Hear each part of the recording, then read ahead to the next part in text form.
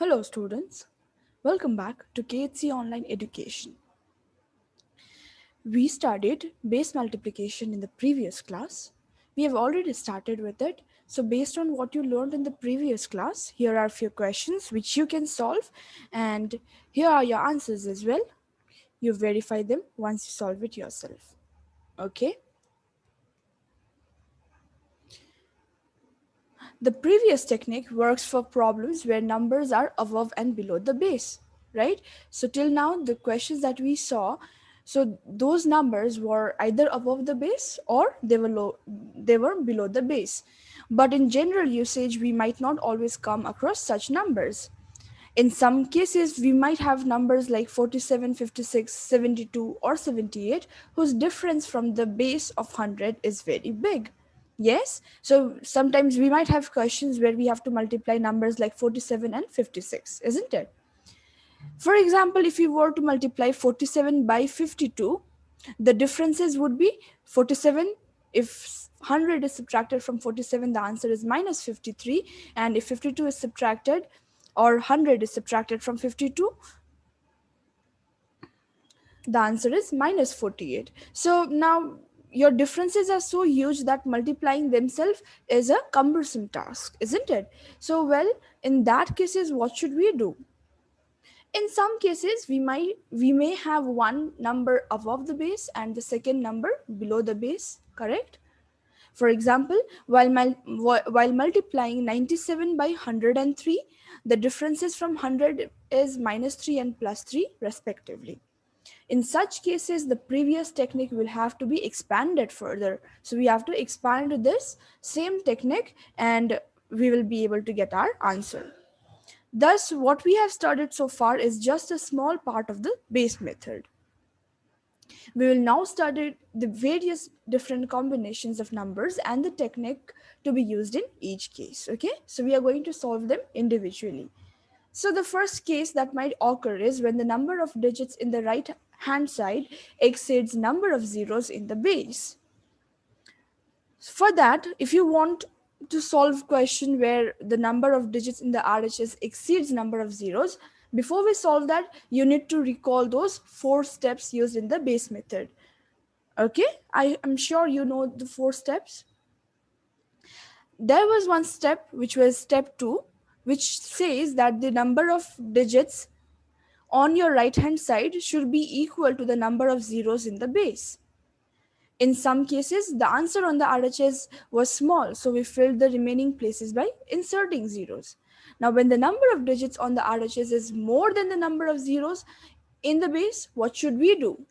Okay, now let's see. For example, when we have to multiply 950 by 950, the base appropriate base for this number would be 1000, and both of these numbers are 50 less than 1000, so we write minus 50 and minus 50, right? After that, when you multiply your differences, so the answer is 2500, right? The answer is 2500.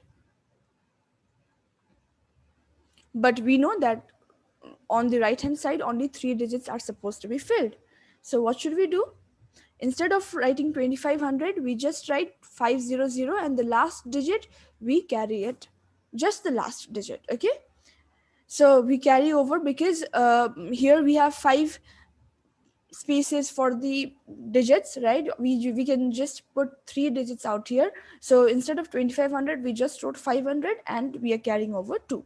So now we carry over the extra 2 to the LHS and add it to the number 900 to make it 902. Now you know 950 minus your cross answer here is 900, but since you're carrying 2, so you write 902. So the complete answer is 902500. All right.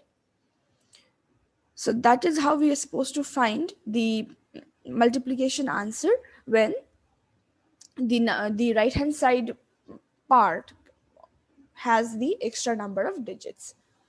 Another example, to multiply 1200 by 1020, the differences would be plus 200 and plus 20 because both of them are more than 1000. The vertical multiplication of the differences will give us 20 into 200 is 4000. So we just write three zeros and we carry over 4. Now the cross answer will give us 1200 plus 20, that is 1220, but since you're carrying 4, so you write 1224. So the complete answer is 1224000. So this is how we're supposed to multiply numbers, and this is how we deal with the right hand side if the number of digits exceed the number of zeros. Multiply 150 by 140. You know the differences are, now the nearest base would be 100, and both of these numbers are, the first one is 50 more than 100 and the second one is 40 more than 100. So I write plus 50 and plus 40. Now we have to find the vertical multiplication. So 40 times 50 is 2000. So but since the base number that we have considered has got only two zeros, so we just write two zeros and we carry this 20 now. Okay, now 150 plus 40 is how much? It's 190, but since you're carrying 20, so you write 210. Therefore the answer is 21,000. That is it. You can try these three questions yourself, and you have your answers here as well.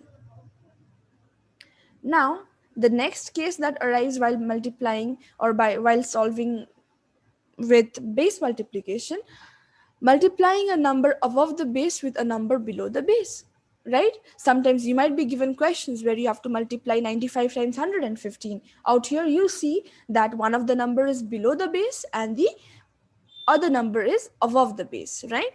So both of these numbers, 95 lies below 100 and 115 lies above 100. So let's see how should we solve this question. The base is 100 and the differences is plus 5 and plus, sorry, the base is 100.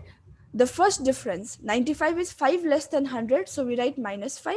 115 is 15 more than 100, so we write plus 15. Now the vertical multiplication gives you the answer 75, but because one of them is positive and the other one is negative, your answer is minus 75. Okay, so you write minus 75 as the LHS of your answer.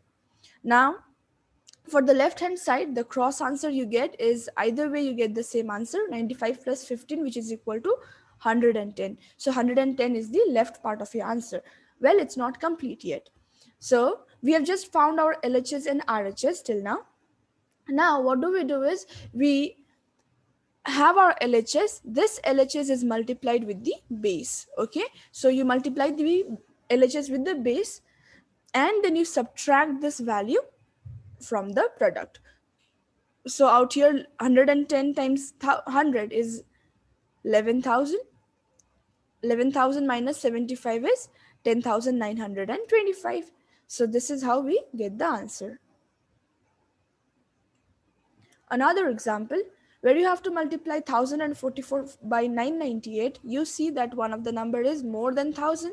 It's 44 more than 1000, and the other number given to you is 2 less than 1000. Now we find the cross, or we find the vertical multiplication, or we do the vertical multiplication, so which is equal to 44 times 2, which is equal to minus 88 out here. So we write in a 3-digit answer, though it is not mandatory out here. Well, you should do it because you don't want to forget doing this after you're comfortable with it, isn't it? So out here, just because there were 3 number of zeros in your base, we are putting 3-digit answer out here, so we're just expressing it in 3-digit form. So 88 can be written as 088. Now you have to find the cross answer. The cross answer is 1044 minus 2, that is 1042. Now here's the important thing that you need to do. You have found your LHS and RHS. Now the LHS is multiplied with the base. That was the new technique out here. So you multiply with the base and then you subtract the difference. You get your final answer. So this is how you're supposed to use base multiplication for numbers lying above and below the base. One more example. You can see that the first number given to you is, okay, both of the numbers, they are closer to 100,000, or you can even call it 1 lakh, right? So both of the numbers are closer to 1 lakh, but one of them is 32 more than 1 lakh and the other one is 10 less than 1 lakh, right? Now, the vertical answer is 32 into 10, which is 320. So you write 320, but there are 5 zeros, so we express in a 5-digit form. So on the left, you have to find the cross answer. So the cross answer is how much? 1 lakh 1 lakh and 32 minus 10, which is 1 lakh and 22. So you got your left hand side as well. Now this left hand side is multiplied with the base, and then the difference is subtracted. So once you multiply this with the base and then subtract it, you get your final answer. So this is how the base multiplication is used. Again, 3 more questions. You can solve it. Check your answer. If your answers are all correct, pat yourself because you have learned something great. So today's fun fact is a trick out here, okay? Think of a number, double it, add 6 to it, half it. Take away the number you started with. The answer is 3. Let's try one number. Okay, let me think of a number 8, okay? I'm thinking of a number 8. Double it. So 8 is my starting number. Double it. I get 16. Add 6 to it. I get 22. Half it. I get 11. Take away the number you started with. I started with 8, so I'm taking away 8. The answer is always 3. Yes, you can try this with your friends and families, and it's going to be fun. So that's it for today's class. Keep practicing basic mathematics, or please keep practicing the base multiplication that we learned today, and I'll see you in the next class.